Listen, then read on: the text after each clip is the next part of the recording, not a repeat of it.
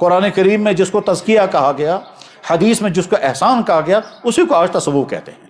بہت سارے لوگ کہتے ہیں تصوف بدعت ہے، بہرحال ان کا معاملہ الگ ہے، لیکن تصوف وہی چیز ہے جو احسان ہے، تصوف وہی چیز ہے کہ جو تزکیہ ہے، تصوف وہی چیز ہے جو بیعت ہے۔ جیسے بہت سارے لوگ کہتے ہیں بیعت کچھ نہیں ہے، قرآن کریم میں تو بیعت کا بیان موجود ہے۔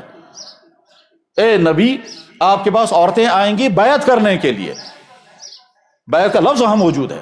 ان الذین یبایعونک، جنہوں نے آپ کے ساتھ بیعت کی ہے، انما یبایعون اللہ، انہوں نے اللہ کے ساتھ بیعت کی ہے۔ صحابہ میں سے ایک صحابی کا نام ہے حضرت جریر بن عبداللہ بجلی رضی اللہ تعالیٰ عنہ۔ جریر بن عبداللہ بجلی رضی اللہ تعالیٰ عنہ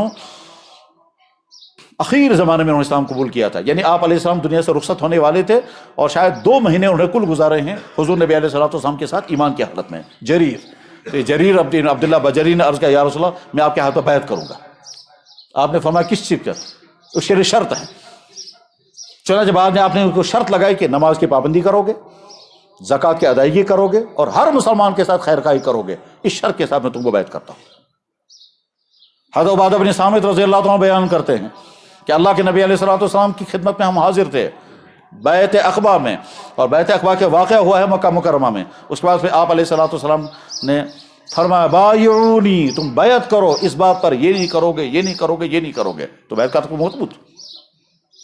جو لوگ یہ سمجھتے ہیں کہ بیعت کرنا بدعت ہے، ان کا راستہ الگ ہے۔ بیعت حق ہے، قرآن میں بیعت موجود ہے، بیعت اسلام بھی ہے، بیعت جہاد بھی ہے، بیعت ارشاد بھی ہے، بیعت تزکیہ بھی ہے۔ بیعت ایک قسم کی بیعت نہیں ہے۔ اللہ کے نبی علیہ السلام کے زمانے میں بیعت ہوتی تھی نبی کی ذات اقدس پر، صحابہ کے بیعتیں کی ہیں، خلافت کی بیعت، بیعت ارشاد، تو بیعت ارشاد وہ جریر بن عبداللہ بجلی رضی اللہ عنہ نے بیعت ارشاد ہی کی تھی، وہی بیعت کا سلسلہ چلتا رہا اور ہمارے اکابرین کے توسط سے ہم تک پہنچا۔ جب ہم میں سے کوئی کسی بزرگ سے بیعت ہو جائے تو وہ بزرگ کسی اور سے بیعت ہوا ہے، بالکل اسی طرح سے جس طرح سے حدیث اللہ کے نبی علیہ السلام سے حدیث چلی اور چلتے چلتے ہم تک پہنچی ہے، پورا سلسلہ قائم ہے، اس پہ کہیں بیچ میں انقطاع نہیں ہے الحمدللہ۔ ہم جب یہ کہتے ہیں ہم نے حدیث پڑھی، ہم کہتے ہیں ہم نے حدیث فلاں سے پڑھی، اس نے فلانے سے پڑھی، اس نے فلانے سے پڑھی، ہوتے ہوتے شاہ ولی اللہ تک، پھر شاہ ولی اللہ سے وہ سند پہنچاتے ہیں امام بخاری تک، اور امام بخاری سے پھر پہنچی ہے جناب رسول اکرم صلی اللہ علیہ وسلم تک۔ بس ٹھیک اسی طرح سے ہمارے بیعت کا سلسلہ جناب رسول اکرم صلی اللہ علیہ وسلم تک پہنچتا ہے۔ اللہ کے نبی علیہ السلام سے بیعت کی صدیق اکبر نے، صدیق اکبر جب اللہ کے نبی علیہ السلام دنیا سے رخصت ہو کے صدیق اکبر امام مسلمین ہیں، وہ امام دنیا بھی ہیں، امام دین بھی ہیں، امام روحانیت بھی ہیں، امام جسمانیت بھی ہیں۔ ان سے بیعت ہوئی عمر بن خطاب کی، عمر بن خطاب سے بیعت کی عثمان غنی نے، عثمان غنی سے بیعت کی حضرت علی رضی اللہ عنہ، حضرت علی رضی اللہ عنہ سے بیعت کی حضرت حسن بصری نے، اور حضرت حسن بصری سے بیعت کا سلسلہ پھر آگے چلا اور آگے چل کر کے پھر ہم تک پہنچا۔ پھر آگے اس کے سلسلے بنے، سلسلے چشتیہ، سلسلے قادریہ، سلسلے نقشبندیہ، سلسلے سہروردیہ، یہ 4 سلسلے تو یہاں بر صغیر میں ہیں، اس کے علاوہ باقی دنیا میں اور بھی سلسلے قائم ہیں اور موجود ہیں۔ جیسے حضرت شاہ ہمدان رحمہ اللہ تعالیٰ، ان کا الگ سلسلہ تھا، سلسلہ اویسیہ۔ یہ بیعت اور بیعت سے فائدہ اٹھانا اتنا اہم معاملہ ہے کہ حضرت شاہ ہمدان رحمہ اللہ تعالیٰ حنفی تھے، وہ شافعی نہیں تھے، لیکن جس بزرگ کے ساتھ انہوں نے بیعت کی تھی وہ شافعی تھے۔ اور حضرت شاہ ہمدان رحمہ اللہ تعالیٰ یہ سمجھ رہے ہیں کہ جیسی روحانی ترقی مجھے ہونی چاہیے ویسی نہیں ہو رہی ہے، شاید وجہ یہ ہے کہ میرے اور میرے پیر کا مسلک ایک نہیں، مسلک کا فرق ہے، شاید مسلک کے فرق کی وجہ سے مجھے فائدہ نہیں ہو رہا ہے، لہٰذا میں اپنے پیر کے مسلک کو اختیار کرتا ہوں۔ حنفیت چھوڑ دی اور شافعی بن گئے۔ وہ اپنی روحانی تربیت کے غرض سے بنے تھے۔ جیسے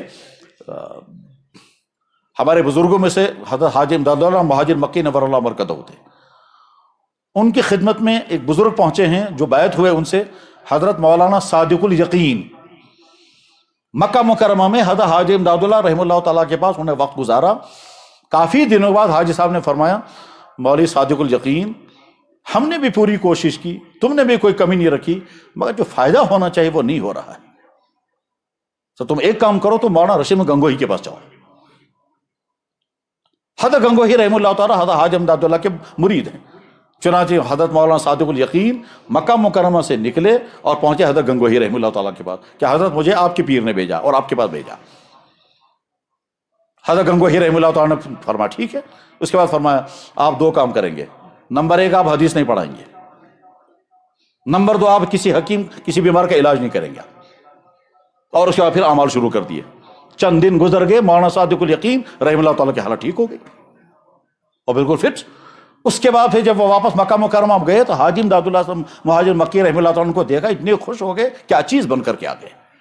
اب سوال یہ ہے کہ حاجی امداد اللہ رحمہ اللہ تعالیٰ کے ہاں وہ نہیں بن پائے تو حضرت گنگوہی کے ہاں کیسے بن گئے؟ تو جواب اس کا کہ وہاں وہ دو کام کرتے تھے، ایک حدیث پڑھانے کا کام اور ایک بیماروں کو نسخے لکھنے کا کام۔ تو وہ جو اعمال کرتے تھے ذہن ان دو کاموں کی طرف اٹکا رہتا تھا، اس وجہ سے ان اعمال کا اثر نہیں ہو رہا تھا۔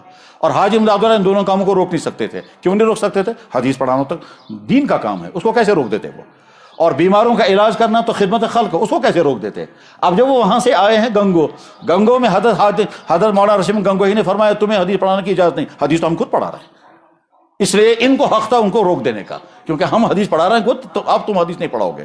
اور رہا تم بیماروں کا علاج کرتے ہو، اس کی بھی تمہیں ضرورت نہیں، ہم خود حکیم بھی ہیں۔ تو یہ خود حکیم بھی تھے، خود محدث بھی تھے، اس لیے وہ دونوں کام چھوڑا دیے۔ اب جب دونوں کام چھوڑا دیے، چھوڑانے کے بعد پھر جب معاملات شروع کر دیے تو چند دنوں میں ان کی روحانیت عروج پر آ گئی۔ اس کے بعد معمولات کے نتیجے میں آدمی کہاں سے کہاں پہنچتا ہے۔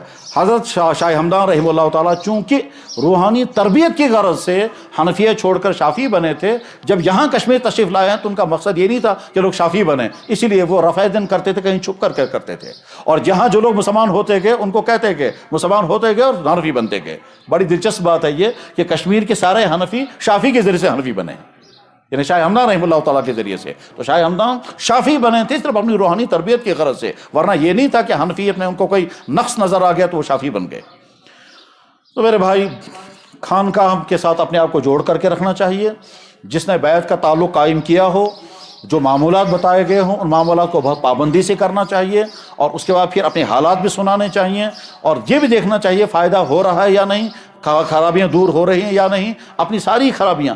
بعض دفعہ انسان اچھے اچھے خواب دیکھتا ہے، وہ خواب تو سنانے میں بڑا شوق آتا ہے، لیکن اپنی کمیاں نہیں بتاتے، تو اپنی کمیاں بھی بتانی چاہیے، اپنی خامیاں بھی بتانی چاہیے۔ معمولات میں اہم ترین چیز ہوتی ہے تلاوت، تو تلاوت کی خوب پابندی کرنی چاہیے۔